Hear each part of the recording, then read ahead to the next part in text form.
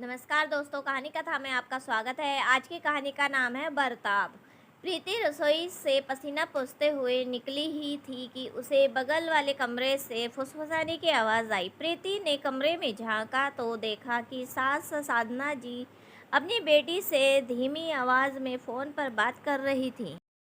बेटा रेनू, हमारा क्या है, आज नहीं तो कल चले जाएंगे, मगर तेरी भाभी तो इतनी समझ तो होनी चाहिए कि अपनी सास को अच्छा अच्छा खाना खिलाए। जब देखो रोटी सब्जी दाल चावल यही बनाती रहती है। क्या रोज रोज यह खाना भाता है? तेरी भाभी सुबह 7 बजे उठती है। घर की लक्ष्मी को सुबह सूरज निकलने से पहले उठना चाहिए, मगर उसे कौन समझाए। कपड़े धोने के लिए मशीन लगाती है, झाड़ू पोछा बर्तन सभी को बाई लगा रखी है। ठाट बाट तो देखो महारानी के, हम तो हमेशा हमारे कपड़े हाथ से ही धोते थे, और काम वाली बाइयों के काम भला किसे पसंद आते हैं। प्रीति ने सब कुछ सुना और अपने कमरे में आकर बैठ गई।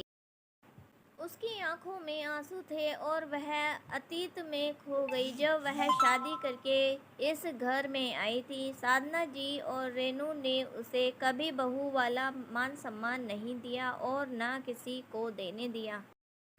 पति आलोक भी हमेशा प्रीति को ही सुनाते। प्रीति को इस बात का ज़्यादा अफसोस होता कि पति भी साथ नहीं देते, उल्टा माँ और बहन के बहकावे में आकर प्रीति पर ही गुस्सा निकालते हैं।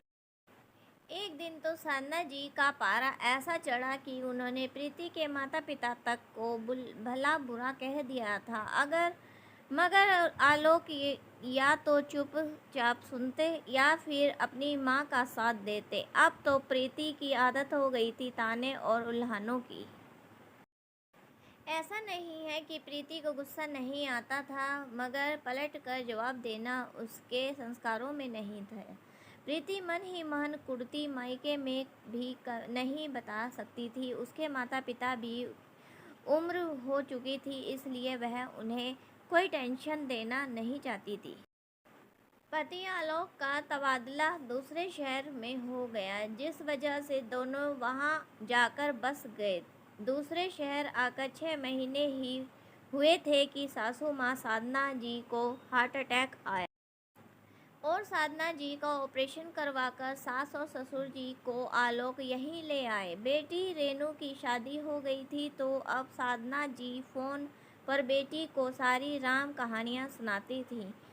अम्मा मम्मा मम्मा कहते हुए 4 साल की नव्या जब कमरे में आई तो प्रीति की त्रंडा टूटी। उसने नव्या को गोद में भर लिया और उसके साथ खेलने लगी। साधना जी बोली, प्रीति खाना बन गया हो तो लगा लो। प्रीति रसोई से दाल चावल सब्जी रोटी ले आई। इतने में आलोक भी आकर डाइनिंग टेबल पर बैठ गया।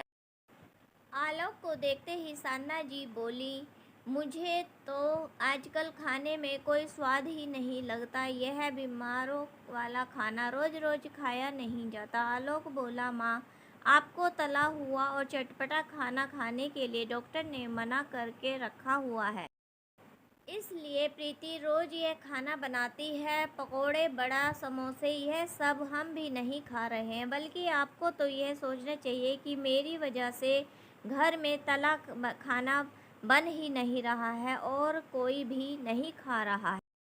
पिछले साल आपकी सर्जरी हो चुकी है। आपके हार्ट की समस्या की वजह से घर में तेल घी का इस्तेमाल काफ़ी कम हो गया है। घर हम भी नहीं खाते। साधना जी बेटे का जवाब सुनकर चुप बैठ गई। दूसरे दिन सुबह जब प्रीति कपड़े धोने की मशीन लगा रही थी, साधना जी बोली, बहू, यह रोज रोज मशीन लगाती हो, जानती हो बिल कितना आता है? आलोक ऑफिस के लिए तैयार हो रहा था। वह सुनकर बाहर आया और बोला, हाँ माँ, जानते हैं बिल कितना आता है और वह बिल मैं भरता, इसलिए आपको चिंता करने की कोई ज़रूरत नहीं है। और अगर प्रीति दिन भर कपड़े बर्तन यही करेगी तो दूसरे काम कब करेगी? साधना जी फिर चुप होकर बैठ गई। प्रीति के लिए यह पल जिंदगी के खुशनुमा पल थे, जब पति आलोक उसका साथ देता।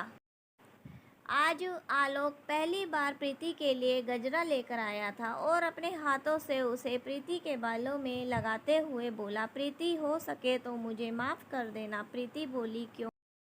आलोक बोला, एक रोज़ जब मैंने अपने कमरे में ऑफिस का काम कर रहा था, मुझे बगल वाले कमरे से माँ की आवाज़ें सुनाई दी। वह रेनू को तुम्हारे खिलाफ बातें बता रही थी और मैं जब कमरे से बाहर आया तो मैंने तुम्हें यह सब सुनते देखा। तुम अपने कमरे में आकर रो रही थी। तब मुझे पहली बार समझ आया था कि वह अब तक मैंने जाने अनजाने में कितनी बार तुम्हारा दिल दुखाया होगा। प्रीति बोली, आप समझ गए, बस मेरे लिए इतना ही काफ़ी है। दोनों हंसने लगे। दोस्तों, हमारी कहानी कैसी लगी कमेंट करके बताएं। धन्यवाद दोस्तों।